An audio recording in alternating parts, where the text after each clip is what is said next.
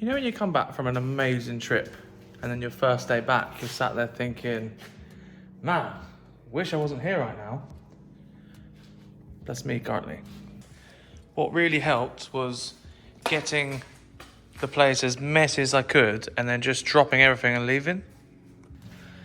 Really helpful, that. And it's really like put my mood up there. Nevertheless, it was a fantastic time. Hopefully it goes on next year. I'd like to go again in one of my own cars, but it's not looking likely. The stories that are going about doesn't look too promising for the event to go again, just because of a couple of dickheads. But we'll see. Hopefully we can try to figure out a way to, iron them out. Yeah, anyway, it was an amazing trip, absolutely fantastic. So glad I've been. Cars out there are just absolutely like 10-10. Like every single one of them is ding. You come back from someone like that and you think, wow, our driver's such a piece of shit. The videos have gone down very well. A lot of people seem to enjoy them. A lot of views and stuff on them compared to my other videos anyway. Hopefully some of you are staying around to watch more. Did manage to get a lot of new subscribers and viewers during that time, which is good, but obviously I'm not on holiday every single day. So if you're watching hoping I'm on holiday every day, unfortunately that is not the case just yet, and maybe a couple of years I will be on holiday every single day. But yeah, what I actually do is fix cars for a living, and currently I'm still doing the truck. So the truck, I've got deadlines. I ordered a bunch of stuff when I left, hoping it would turn up for when I got back. It did, so I'm gonna show you.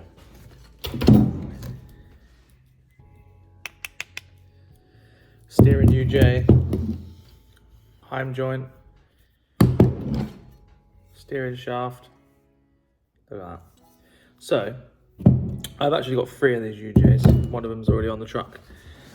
So, with the subframe raise and everything like that, the steering column was now going to foul upper control arms. So, we need to make the steering column go do sort of thing. So, UJ, splined on the end. If you flip it that way, it's got a little D shape. Now this goes like that.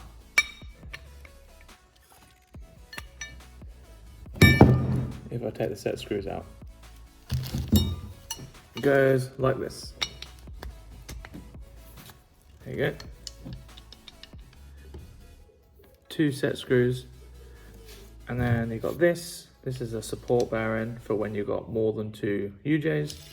That just sits on there. You can put this obviously wherever, and obviously same again on this side.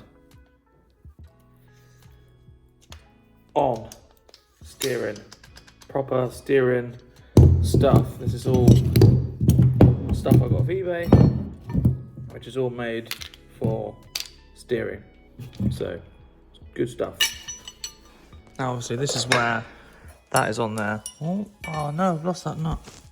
It's gonna make a lot more sense when I'm doing it, but first I've got to tidy up this absolute mess that I can carry on. Right. Got this top arm bolted on, and it actually bottoms out at this angle. Now I don't think it's ever going to go to that angle, but I'm going to assume that's what's happening. So obviously it's not gonna do. So we need to come over here like this, and then back that way. I've put this on here like that. Obviously I'll neaten this up a bit. This is a mock-up stage. That's going to be somewhat welded to the chassis like that.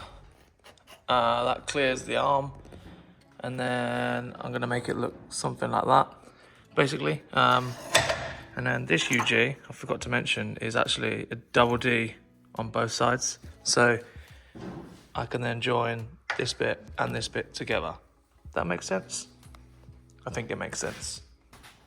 Right then, I've come up with this contraption. So, obviously this mount is gonna be welded onto here. I'm gonna take the D-bars out, or D-rod, or the grub screws out, and just gonna dimple them so these dimples have something to go into, so this can't slide up and down. So what I've basically done is put a max drop and, you know, just got it as close as I possibly could to the top arm, so it never comes into contact with the suspension whatsoever at any point. Yeah, I'm gonna weld this on to there. This is also still adjustable. I've not bottomed it out, so I can bring the steering in if I really wanted to. It's got quite a funky little angle on it, but that's pretty much what we need to, well, make it work basically. And yeah, that's what I'm gonna do. I'm gonna dimple these in situ, I think. Take one of the grub screws out, drill a little pilot hole, put it back in, take it back out, drill the correct size hole, and then actually put it back together how I initially planned. If that makes sense, I'll show you. So yeah, I'm gonna do this all in situ-ish and then take it apart and finish it properly. But I'm gonna take this grub screw out of here.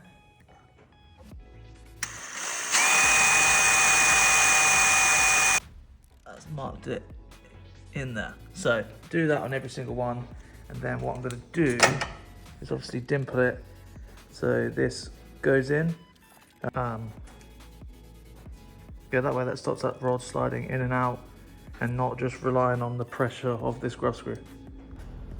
Right, you can see now there's the little pilot dimples that I've drilled out on all the ends. And then drawn a 8mm dimple, so this can go in there like that. Obviously this is completely solid bar, so it's pretty stiff. It's not going to be an issue there, and it will stop the UJs slipping, which is exactly what you want when it's part of your steering and stuff like that. So safety first. Right, so I've dimpled all that on there. Quick one to note on this one, obviously it's tight, so we're not working with a lot of room, but just make sure none of this rod is sticking through, otherwise it's going to hit on here because it gets like really close in there. So it's probably, these got a lot of angle on these UJs, but you want it to run smoothly. So if I go to the steering wheel, it's like it works so smooth, there's no binding or anything. You want to make sure it's like the same like weight to the steering all the way around the steering column, basically. As you can see, it moves very nicely. You can actually throw it perfectly. So yeah, it's nice.